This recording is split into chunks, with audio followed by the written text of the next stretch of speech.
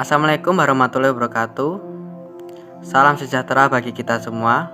Kami dari kelompok 3 yang beranggotakan 5 orang. Saya sendiri Edo Bian Permana, Afif Haniwardana, Kuku Haryanto, Uswatun Hasanah, dan yang terakhir Pradita Dewi Puspita. Kami dari PMM Universitas PGRI Madiun ingin menyampaikan materi tentang teknik inisiasi penelitian folklore. Pembahasan yang akan kami sampaikan yaitu yang pertama rumusan masalah, yang kedua yaitu tujuan pengarsipan, yang ketiga pra penelitian, yang keempat penelitian, dan yang terakhir yaitu pembuatan naskah pengarsipan. Rumusan masalah. Identifikasi masalah. Identifikasi masalah merupakan tahap pertama dalam melakukan penelitian. Ketika orang diliputi oleh banyak kesulitan folklore, semua orang bisa menjadi bingung. Orang yang kering karena kesulitan, pada hakikatnya masalah penelitian folklore adalah keadaan yang mendorong seseorang untuk bertanya, berpikir, berusaha, dan menemukan kebenaran yang ada, serta memenuhi hasilnya. Yang kedua yaitu penyempitan fokus masalah. Tidak setiap masalah membutuhkan penyelidikan. Studi folklore akan menjadi lebih mendalam ketika masalah perbaikan diselesaikan. Pentingnya untuk terus mengidentifikasi masalah sampai konsep yang kuat muncul. Pembatasan masalah, pemusatan, dan perumusan merupakan langkah selanjutnya setelah mengidentifikasi masalah. Kajian penelitian selalu berpusat pada masalah yang akan membimbingnya. Yang terakhir yaitu penerapan fokus rumusan masalah. Hal ini mengacu pada kriteria penelitian inklusif dan eksklusif. Contoh itu, seorang peneliti dapat menggunakan pedoman fokus masalah untuk mengevaluasi data mana yang valid dan mana yang tidak valid. Hanya data yang berkaitan dengan topik penelitian yang dikumpulkan. Akibatnya, peneliti mungkin membatasi, menghapus, dan menolak data yang tidak relevan dengan topik penelitian.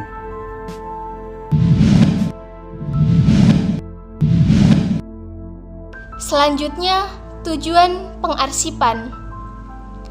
Dalam penelitian folklore terdiri dari 3 tahap, yaitu tahap pengumpulan, tahap penggolongan atau pengklasifikasian, dan tahap penganalisisan. Pada tahap pengumpulan data bertujuan untuk pengarsipan atau pendokumentasian. Adapun yang menjadi pendorong negara-negara di dunia untuk mengumpulkan serta mendokumentasikan folklore secara sistematik bermacam-macam. Di Finlandia misalnya, pendokumentasian itu dimaksudkan sebagai identitas nasional.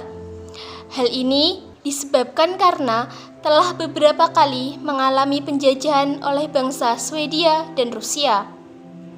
Di Jerman, pendokumentasian folklore untuk menaikkan martabat golongan proletariat, sedangkan di Cina untuk menaikkan martabat golongan petani desa. Hal ini juga merupakan pendorong pada masa setelah Cina menjadi negara komunis. Sebelumnya, saat Cina melepaskan diri dari penjajahan Manchu, pengumpulan serta studi folklore dilakukan dalam rangka menciptakan kebudayaan Cina klasik yang diwakili oleh bahasa Wen Yuan. Pada dasarnya, tujuan yang mendasari pendokumentasian folklore di Indonesia adalah untuk mencari identitas bangsa.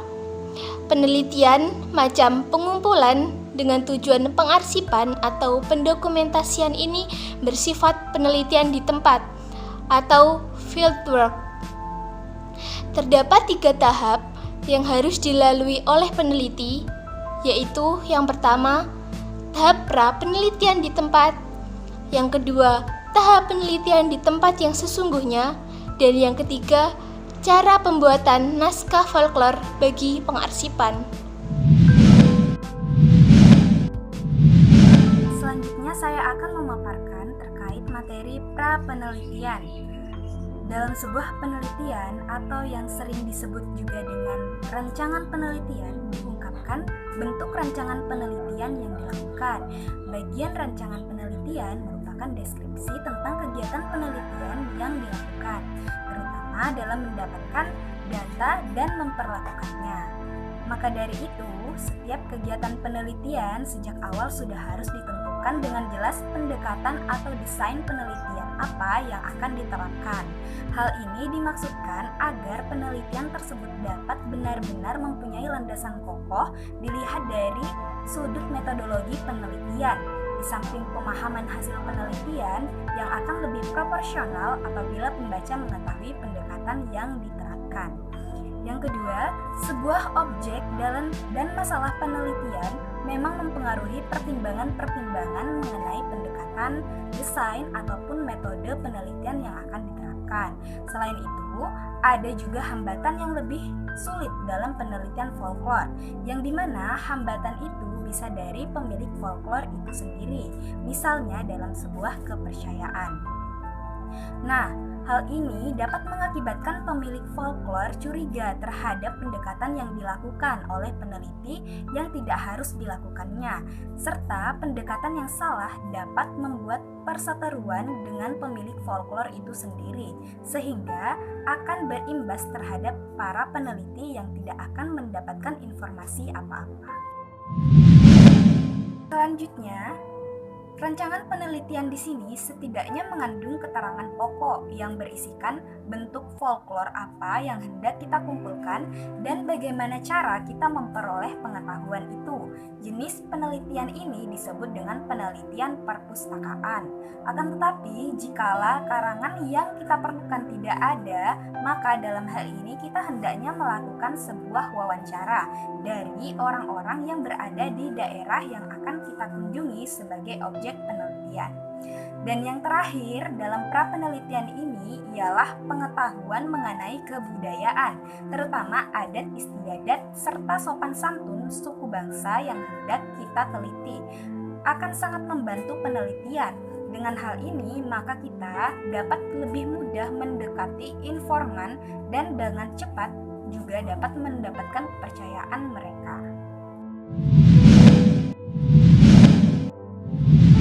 Untuk selanjutnya akan saya teruskan. Penelitian. Setelah peneliti sampai di tempat yang telah ditentukan untuk penelitian, maka peneliti harus sesegera mungkin mengusahakan hubungan yang harmonis antara peneliti dan informan untuk dapat menjalin hubungan yang harmonis dengan para informan. Maka peneliti harus bersifat jujur pada para informan, bersikap rendah hati, dan jangan bersikap sok tahu. Hal ini disebabkan karena maksud peneliti datang ke lokasi untuk penelitian dan bukan untuk mengajar. Dengan sikap yang menyenangkan, maka membuat informan dengan cepat menerima kita. Mereka tidak akan segan-segan untuk memberikan semua keterangan atau informasi yang dia miliki. Wawancara. Bentuk wawancara ada bermacam-macam, namun untuk keperluan penelitian folklore, pada umumnya terdapat dua macam saja, yaitu wawancara yang terarah dan tidak terarah. Setelah mendapatkan keterangan dari wawancara, maka perlu dilakukan pengujian atau pemeriksaan kebenaran hasil wawancara agar tidak pengumpulan bahan folklore dapat dipertanggungjawabkan mutunya. Caranya ada banyak, antara lain dengan mengecek kepada informan lain dengan daftar pertanyaan yang sama. Cara lain yaitu dengan melihat kenyataan berdasarkan pengamatan. Arti pengamatan dalam suatu penelitian tidak terbatas pada penglihatan saja. Untuk keperluan penelitian folklore pada umumnya terdapat dua macam wawancara, yaitu wawancara yang terarah dan tidak terarah. Wawancara yang tidak terarah adalah wawancara yang bersifat bebas, santai, dan memberikan kesempatan sebesar-besarnya untuk memberikan keterangan yang ditanyakan. Wawancara ini penting pada tahap pertama penelitian karena dengan memberikan keterangan umum, sering folklore juga memberikan keterangan-keterangan yang tidak terduga dan tidak akan kita ketahui jika kita menanyakan dengan wawancara yang terarah. Setelah itu kita mendapat gambaran untuk bentuk folklore yang akan diteliti. Langkah selanjutnya yaitu menggunakan wawancara terarah. Dalam wawancara terarah, pertanyaan yang akan diajukan oleh peneliti telah tersusun sebelumnya dalam bentuk suatu daftar tertulis. Jawaban yang diharapkan sudah dibatasi dengan yang relevan saja dan diusahakan agar informan tidak melantur kemana-mana. Penggunaan daftar pertanyaan untuk mengumpulkan folklore bagi pengarsipan sangat penting, karena hasilnya nanti akan dimasukkan ke dalam naskah yang mempunyai format yang sama. Setelah mendapatkan keterangan dari wawancara, maka perlu dilakukan pengujian atau pemeriksaan kebenaran hasil wawancara. Caranya ada banyak, antara lain dengan mengecek kepada informan lain. Pengamatan. Arti pengamatan dalam suatu penelitian tidak terbatas pada penglihatan saja, melainkan juga pengalaman yang diperoleh dari perasaan indera seperti pendengaran, bau, dan rasa. Folklore khusus bagi seorang peneliti tari. Rakyat harus dipergunakan cara pengamatan tersebut. Keuntungan yang diperoleh dari metode ini yaitu peneliti dapat turut merasakan suasana suatu pertunjukan. Kelemahannya yaitu selama pertunjukan berlangsung kita tidak dapat mengamati suatu pertunjukan secara mendetail, apalagi mencatat segera apa yang kita lihat dan alami. Hal itu harus kita amati untuk mengikuti pengamatan terlibat. Antara lain adalah 1. Lingkungan fisik suatu bentuk folklore yang dipertunjukkan. Yang kedua, lingkungan sosial suatu bentuk folklore. Yang ketiga, interaksi para peserta suatu pertunjukan bentuk folklore. Yang keempat, pertunjukan bentuk folklore itu sendiri. Dan yang kelima, masa pertunjukan. Adapun alat bantu yang digunakan dalam suatu penelitian adalah kamera untuk pemotretan, video, tab untuk pembuatan gambar hidup, dan keker atau binokular. Sebelum pengambilan foto atau gambar hidup, sebaiknya kita meminta izin terlebih dahulu kepada warga, terutama kepada pemimpin adat atau agama mereka, jika berkaitan dengan pengambilan gambar upacara keagamaan.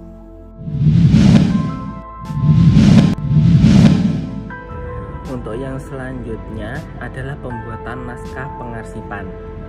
Pembuatan naskah pengarsipan folklore harus memuat beberapa bagian penting, yaitu klasifikasi jenis folklore, keterangan mengenai informan dan lokasi, penggolongan item folklore yang telah terkumpul untuk pengarsipan dapat kita lakukan berdasarkan klasifikasi genre folklore. Selain bahan folklore, untuk pengarsipan itu ada baiknya dibuat satu arsip yang memuat naskah riwayat hidup informan yang sangat penting. Tahap penelitian. Untuk tahap penelitian yang pertama yaitu tahap pra-penelitian di tempat. Untuk yang selanjutnya yaitu tahap penelitian yang di tempat sesungguhnya, dan yang selanjutnya yaitu akan berlanjut ke cara pembuatan folklore bagi pengarsipan.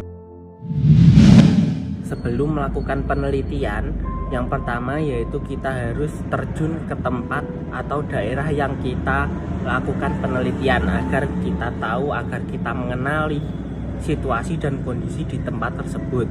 Untuk yang kedua yaitu persiapan perlu dilakukan, mengingat begitu banyak hambatan saat hendak melakukan penelitian, semisal biaya dan tempat yang sulit dijangkau.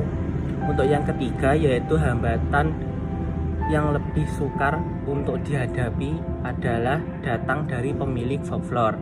Pemilik akan menolak menceritakan apabila dipaksa, dan mereka akan membohongi peneliti dengan membuat informasi-informasi yang tidak sesuai fakta.